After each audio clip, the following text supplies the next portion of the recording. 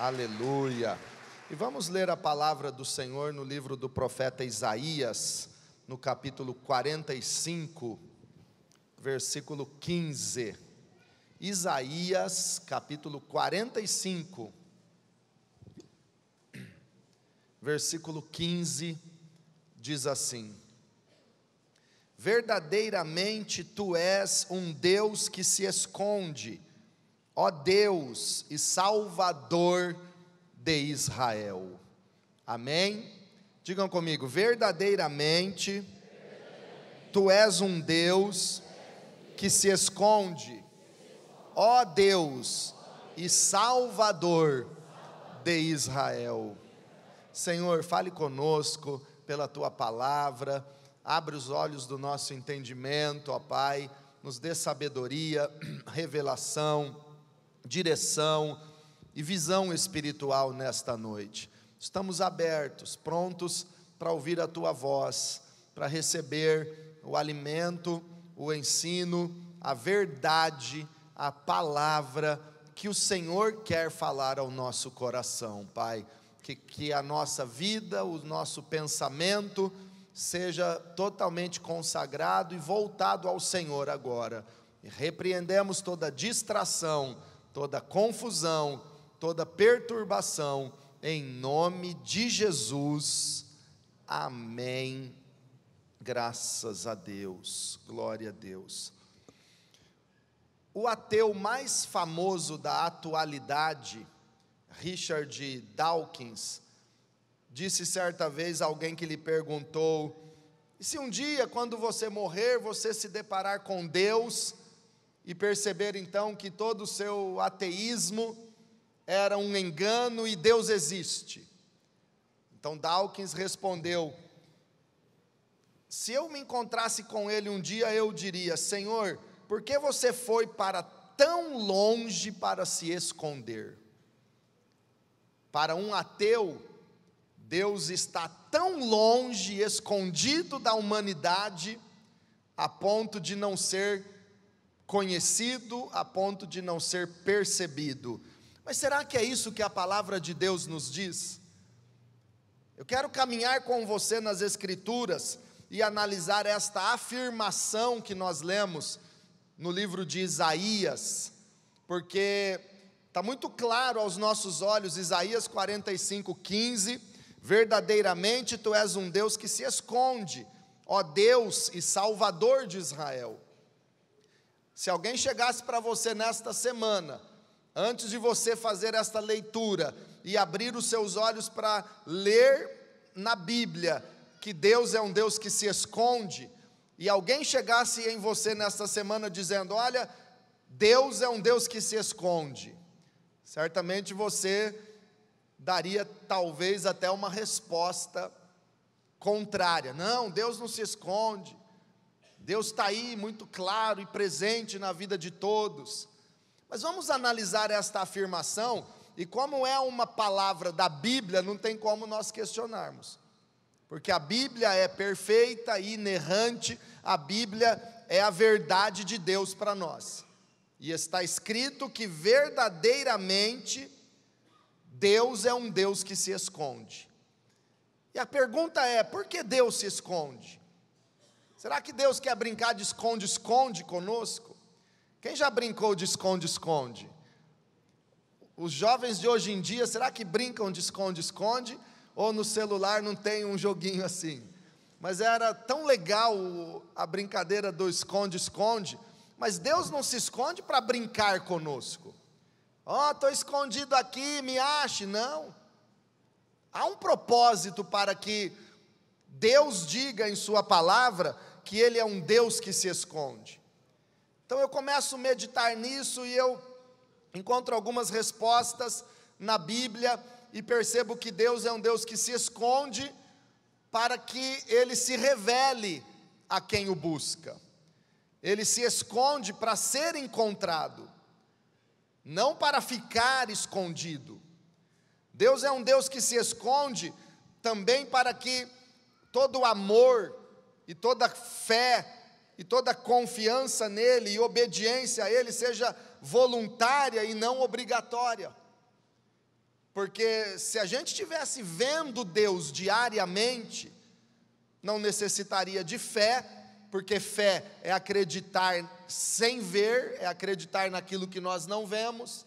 Se nós estivéssemos vendo Deus diariamente, seria obrigatório obedecê-lo, não existiria um ateu, porque todo mundo está vendo, é Deus, é um ser soberano, supremo, que criou tudo. Olha, foi Ele está ali, olha lá Ele, é só você ir lá que você vê, Ele vai até te dar um tchauzinho. Então todo mundo ia ter que obedecer, ia ter que respeitar, ia ter que fazer tudo que Ele mandasse, porque Ele está ali visível, e não haveria questionamento, e seria uma obrigação, uma obediência forçada, e até um amor forçado. Então eu percebo que ele se esconde para que o amor seja voluntário, a obediência seja espontânea, o temor seja de coração e nada de forma obrigada ou impositiva. E se esconde por essas razões. Quando nós pensamos num Deus que se esconde, dá para a gente ser remetido a um livro da Bíblia glorioso, um livro que tem uma linguagem, além da inspiração do Espírito Santo, por ser um livro bíblico, canônico, inspirado por Deus e estar na Bíblia, é um livro que tem uma linguagem de literatura fantástica. O livro de Esther. Quem já leu o livro de Esther nas Escrituras? É um pouco antes de Salmos, conta uma história interessante, verdadeira e gloriosa, de um grande livramento de Deus para o povo de Israel, que estava sentenciado à morte. Havia um decreto do rei, ordenando um massacre e a morte de todos os judeus em todo o império, em todo o reino, e seria um holocausto naqueles tempos antes de Cristo. O povo de Deus sempre foi e sempre será odiado e perseguido pelo diabo, sempre. O diabo se levantou contra os judeus, odeia o povo de Israel, porque foi o povo que Deus escolheu da descendência de Abraão e fez uma aliança com Abraão. O diabo odeia a igreja, porque a igreja é o povo de Deus, lavado pelo sangue de Jesus, é o povo que crê no Senhor Jesus, na palavra de Deus, na salvação em Cristo Jesus, e Deus tem uma aliança com a igreja. Então o diabo persegue e odeia os cristãos, e na história da humanidade, quer ver um povo perseguido, é o povo de Deus, os judeus ou os cristãos, perseguidos, odiados pelo inferno. Na época de Esther, o povo de Israel estava sentenciado à morte, a um massacre, e a rainha Esther era judia, ela era da descendência de Israel, ela pertencia àquele povo que estava sentenciado a um massacre, e ela se sentia confortável no palácio, segura por causa da sua posição de rainha. Mas leia comigo em Esther, no capítulo 4, que palavra gloriosa. Esther está antes de Salmos e antes de Jó. Esther capítulo 4, versículo 14. Nesse contexto, onde o povo de Israel, os judeus estavam sentenciados à morte, Mardoqueu, que era um judeu e era primo de Esther, mandou esta mensagem para ela, Esther 4,14: pois se você ficar calada nesta hora, socorro e livramento surgirão de outra parte para os judeus, mas você e a família de seu pai morrerão.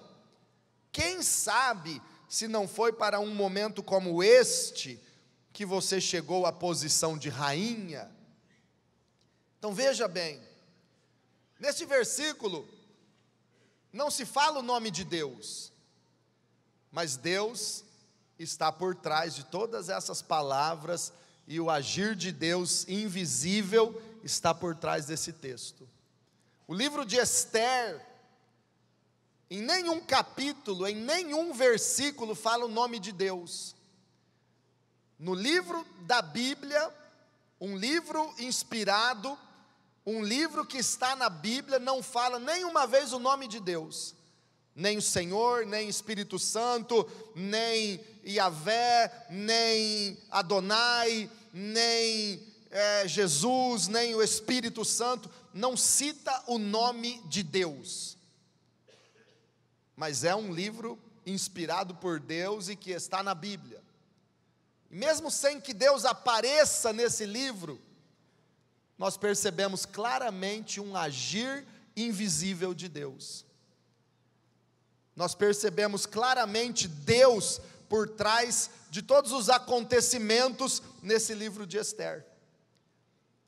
E mesmo sem citar o nome de Deus, mesmo sem Deus aparecer, Ele está agindo. E isto é um espelho para a vida de todos nós, para a atualidade, para toda a humanidade. Muitas vezes que Deus não aparece, que nós não percebemos, que nós não estamos vendo ou não estamos sentindo Ele agir, Ele está agindo de forma invisível, Ele está abençoando, cuidando, protegendo, Ele está provendo, guardando, livrando, mesmo sem que o enxergamos, sem que possamos vê-lo, Deus está agindo de forma invisível.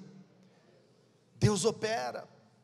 Mardoqueu manda dizer para Esther: olha, se você ficar calada nesta hora, socorro e livramento de outra parte virão para os judeus. Ei, Esther, você não vai se mover, você não vai agir. Socorro e livramento virão de outra parte. Levante a sua mão e diga comigo: socorro e livramento virão de outra parte. Não aparece o nome de Deus aqui. Mardoqueu não está dizendo assim: olha, Deus vai dar o livramento, mas está claro no contexto que o livramento virá de outra parte. Esta outra parte é o Deus invisível, é o Deus que você pode não estar enxergando, é o Deus que se esconde, mas é o Deus que age sem que você possa perceber. Isso me faz lembrar o Salmo 121. Elevo os meus olhos para os montes, de onde me virá o socorro? O meu socorro vem do Senhor que criou os céus e a terra. Aleluia! Socorro e livramento virão de outra parte. Socorro e livramento virão da parte daquele que cuida de nós. Mas se você, Esther, não fizer nada, você e a família de seu pai morrerão, e quem sabe se não foi para um momento como este, que você chegou à posição de rainha. Mardoqueu também não falou assim: Esther, ei Esther, foi Deus que te colocou aí. Mas está evidente no texto. Não precisa aparecer o nome de Deus para saber que é Ele que está agindo. Mardoqueu disse: Esther, e quem sabe se não foi para um momento como este que você chegou à posição de rainha?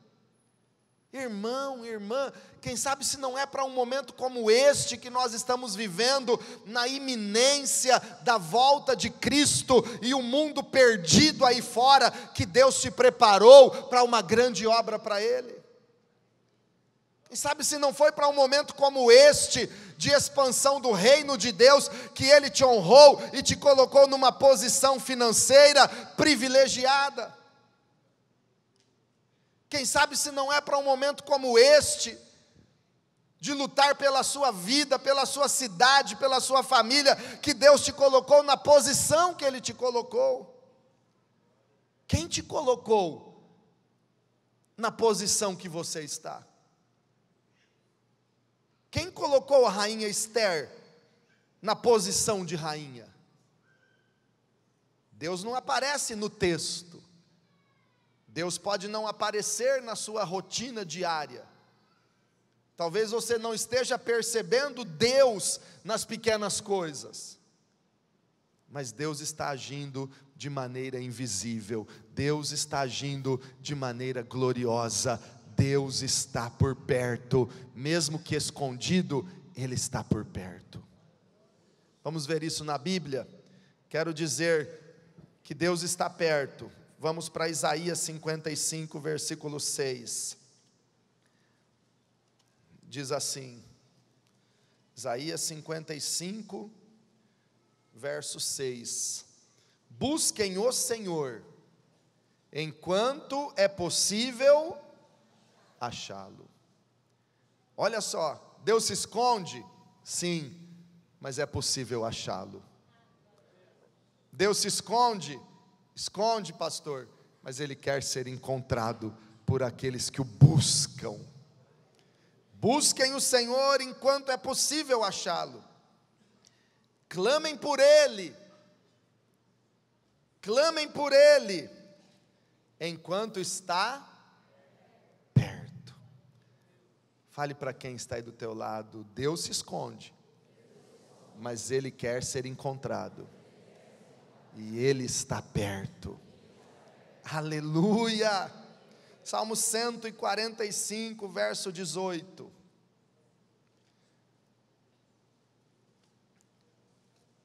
Salmo 145, versículo 18 diz assim: o Senhor está perto de todos os que o invocam, de todos os que o invocam com sinceridade. O Senhor está perto, Ele pode não estar sendo visto, Ele pode estar escondido e agindo misteriosamente, de maneira invisível, pode, mas eu quero afirmar, dizer isso para você, da parte desse Deus glorioso, Ele está perto, Ele está perto de todos os que o invocam com sinceridade. E invocar o Senhor é clamar, é orar. Sabe, nesta semana, quando você passou por aflição, por sofrimento, por momentos de decisão, multidões no vale da decisão, como diz Joel, o profeta, e você clamou e invocou o nome do Senhor, Ele estava perto, Ele ouviu o teu clamor, porque Ele está perto de todos os que o invocam com sinceridade. Aleluia! Deus está perto. Ei, senhor ateu, Richard Dawkins, Deus não se escondeu tão longe, não. Deus está perto de todos aqueles que se aproximam e invocam o seu nome. Deus está pertinho. Mais perto do que você imagina, mais perto do que você pode imaginar. Nosso Deus se revela em Isaías 45 como um Deus que se esconde. Você quer saber onde é o esconderijo de Deus? Quem quer saber onde Deus se esconde? Onde Deus está escondido hoje? É algo glorioso. Até o final do culto eu te conto onde Deus se esconde. Mas vamos continuar, Jeremias 29, versículo 13. Jeremias 29, versículo 13. Esse versículo é tão glorioso. Jeremias 29, 13. Vocês me procurarão e me acharão quando me procurarem. De que jeito? De todo o coração. Na versão revista e corrigida, que é um texto tradicional, bíblico, quando eu me converti, eu decorava versículos nesta tradução, nesta versão. Jeremias 29, 13 diz assim: buscar-me-eis e me achareis, quando me buscardes de todo o vosso coração. Deus se esconde?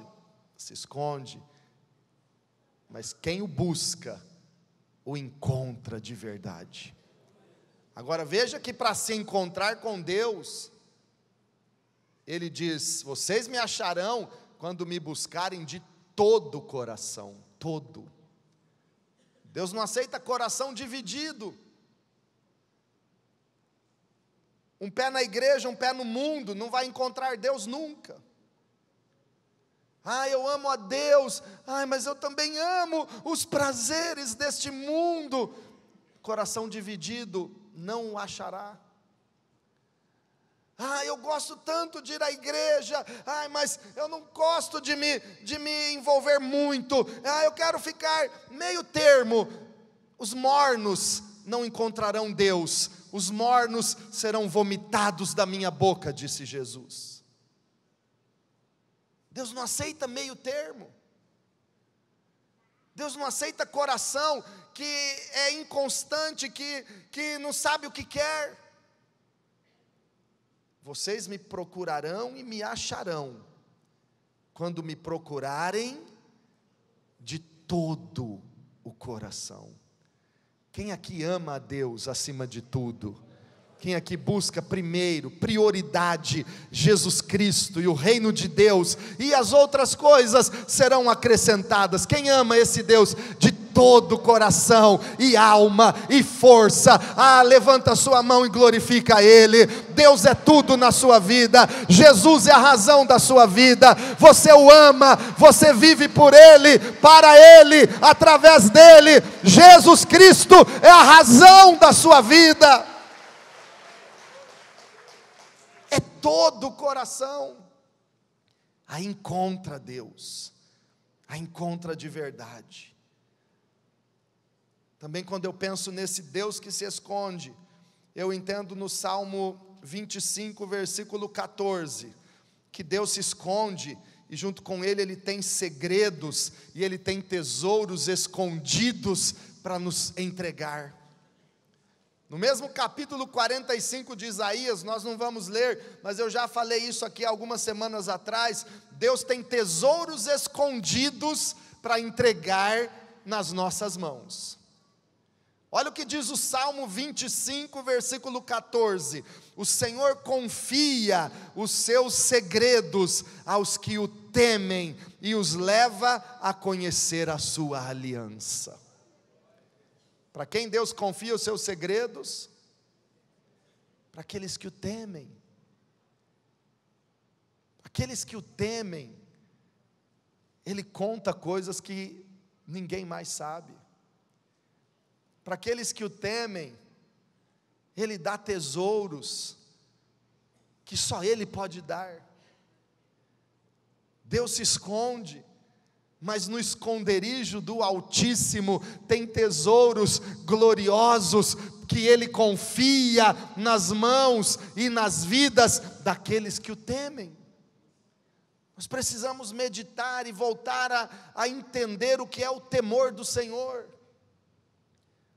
Nós vivemos debaixo da graça, sim. Jesus Cristo levou sobre si nossos pecados e maldições. Estamos debaixo da graça e não da lei. Mas isso não nos isenta de ter temor do Senhor. No livro de Atos dos Apóstolos, Novo Testamento, era da igreja, era apostólica, ministério do Espírito Santo. A Bíblia diz que em cada alma havia temor. E muitos sinais e maravilhas eram feitos pelos apóstolos. Havia temor. Sabe o que é temor? É aquela reverência pela santidade de Deus. É aquele respeito que nós nunca podemos perder diante de Deus. Deus é santo, Deus é justo, Deus é perfeito, Deus é fiel. É o temor do Senhor que nos faz desviar do pecado. É o temor a Deus que nos leva a dizer não para as tentações. É o temor de Deus. É porque nós temos temor do Senhor, que quando a tentação vem, nós dizemos, não, eu vou ser fiel ao meu Deus. É por causa do temor a Deus, que nós rejeitamos o pecado. E quando há temor do Senhor, Ele está dizendo que Ele vai confiar os seus segredos a quem o teme. Tem alguém aqui que é temente ao Senhor e obedece a Deus e anda nos seus caminhos?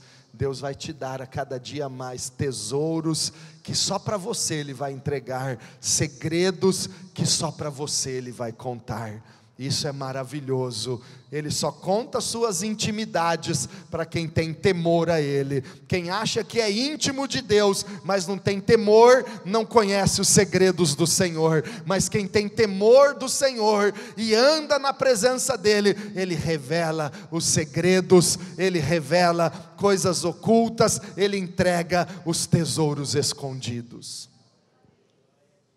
Deus revela. E também, irmãos, quando a gente pensa que Deus se esconde, nós precisamos entender Mateus capítulo 6, que Deus está no secreto. Mateus 6, versículo 6. Olha o que Jesus falou do Pai.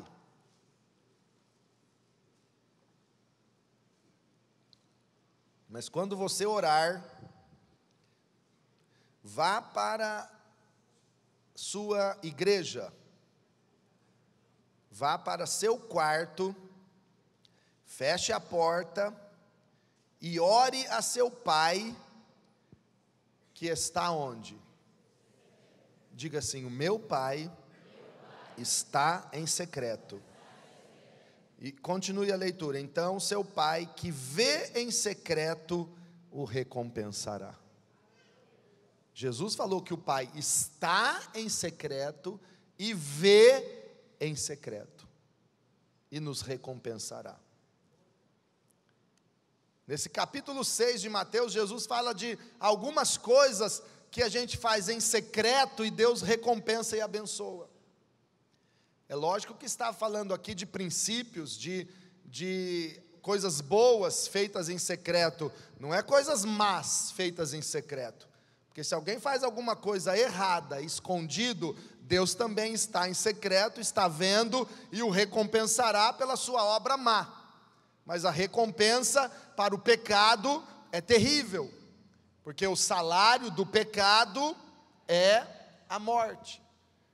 Mas quando você vai orar, Jesus disse: teu Pai está em secreto, vê em secreto. Quando você ora em secreto ao teu Pai, Ele ouve, Ele te recompensa.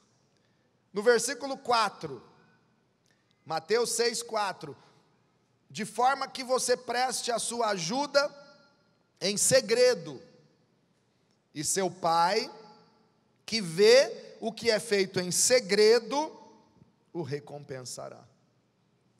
Mais adiante também, Jesus fala sobre aqueles que jejuam. Vai jejuar, lave o rosto, passa perfume, não fale para ninguém que está jejuando, não fique lá com a cara de piedade, de sofrimento: ai, como é difícil jejuar, eu estou até emagrecendo. Não fale para ninguém, faça em secreto, e teu Pai que vê em secreto, o recompensará. Então, quando nós lemos esses textos, nós podemos perceber que Deus é um Deus que se esconde, é um Deus que está no secreto, e Ele se agrada de quando fazemos as coisas para Ele e não para os outros verem. Se Ele age em secreto, Ele nos ensina a agir também em secreto, para que Ele seja honrado, para que o que nós fizermos, façamos para Ele, e não somente para os outros verem. É a questão de fazer para Deus e não para aparecer, fazer para Deus e não para os homens, porque Ele está em secreto, e Ele abençoa, e Ele nos ensina a fazer as coisas que agrada a Ele, porque Deus está no secreto esperando você. Se você não orou essa semana, nem um dia, no secreto, no teu particular com Deus, aí você chega na igreja, vai orar com que ousadia? Só para os outros verem? Aqui na igreja eu vou orar, eu vou clamar, eu vou levantar as mãos, para os outros verem que eu estou orando? Mas e lá no teu secreto? Quando é para ajudar e os outros verem, aí eu vou ajudar. Mas quando ninguém vai ver, quando ninguém vai perceber ou elogiar, eu vou fazer a mesma coisa. Deus espera de nós uma atitude que honre a Ele e não que traga visibilidade para nós. Ele se esconde para que você o busque e o encontre de verdade. Esse Deus que se esconde, um dia se revelou a Abraão, e Abraão encontrou Deus, e Deus falou com Abraão: eu te abençoarei e farei de ti uma grande nação, multiplicarei a tua descendência, Abrão, mas sai da tua terra e da tua parentela, e você terá uma vida gloriosa na minha presença. Abraão encontrou Deus. O neto de Abraão, Jacó, certa vez encontrou Deus, e a princípio ele viu só uma escada, e anjos subindo e descendo nessa escada que levava para o céu. Mas alguns anos depois, Jacó encontrou Deus no Val de Jaboque, em Peniel, encontrou-se face a face com Deus, lutou com Deus e a sua vida foi transformada. Jacó, que vivia debaixo de uma mentira e de maldição, ele se encontrou com Deus, e ele foi perdoado, ele foi transformado, até o nome dele foi mudado de Jacó para Israel, porque ele se tornou um vencedor, alguém que luta e prevalece com Deus. Moisés percebeu que Deus estava escondido numa sarça, que pegava fogo, mas não queimava aquele arbusto. A sarça ardia, mas não se consumia.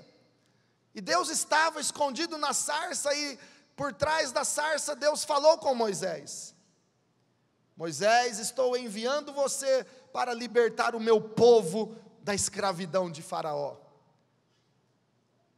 Vai, Moisés, e fala com Faraó e liberte o meu povo. Deus estava escondido na sarça.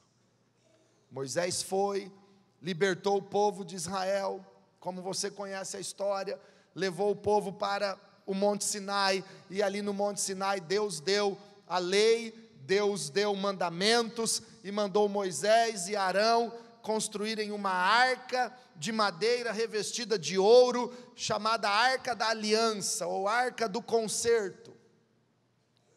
E Deus se escondia muitas vezes naquela arca.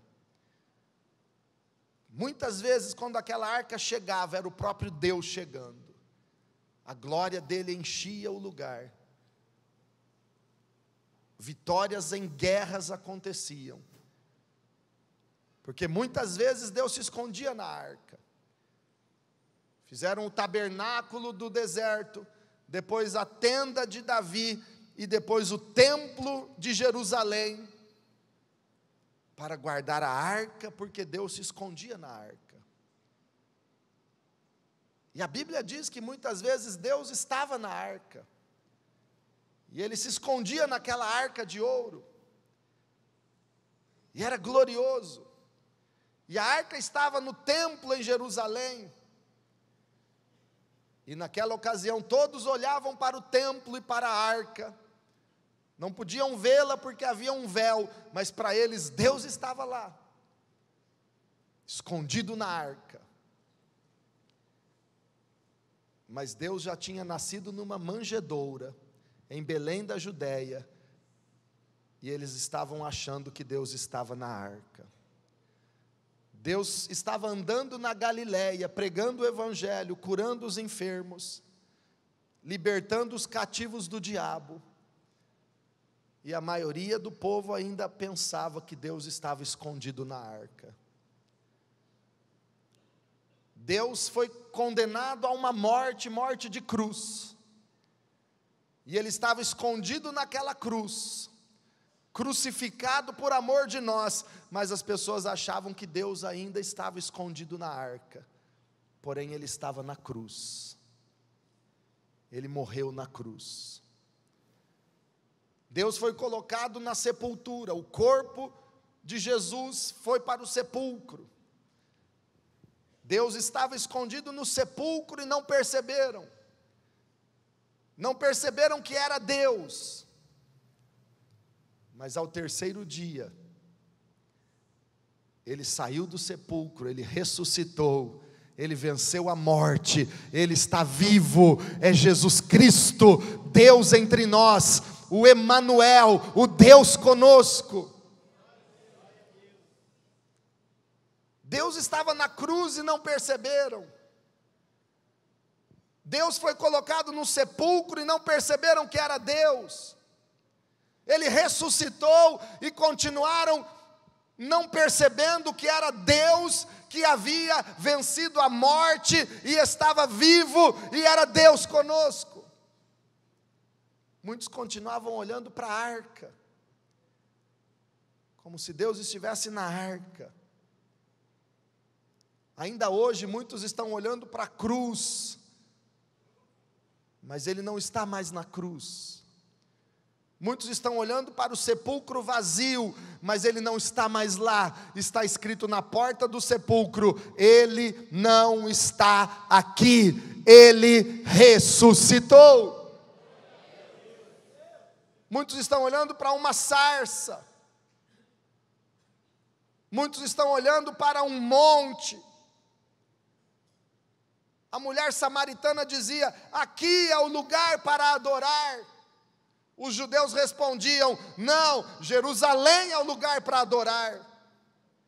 Mas Deus não está escondido num monte, Deus não está escondido numa cidade, Deus não está escondido numa arca, Deus não está mais numa cruz, Deus não está mais num sepulcro. Ele ressuscitou, Ele está vivo, Ele é o Deus verdadeiro, Ele é o Deus que se esconde, mas que se revela àqueles que creem e que buscam a sua presença.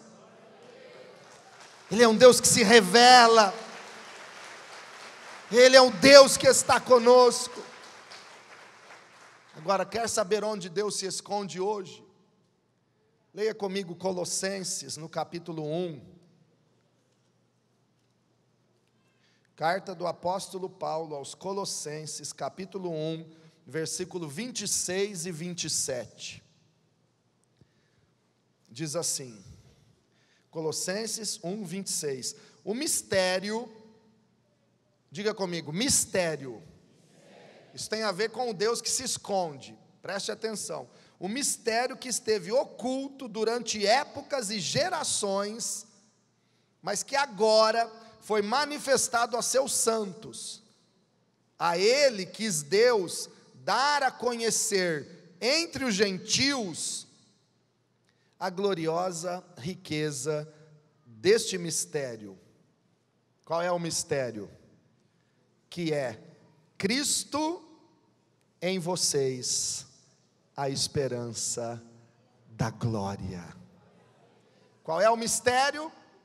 Cristo em vocês, a esperança da glória. Sabe onde Ele se esconde hoje? Não numa cruz, não num monte, não numa arca, não numa sepultura. Ele está em nós.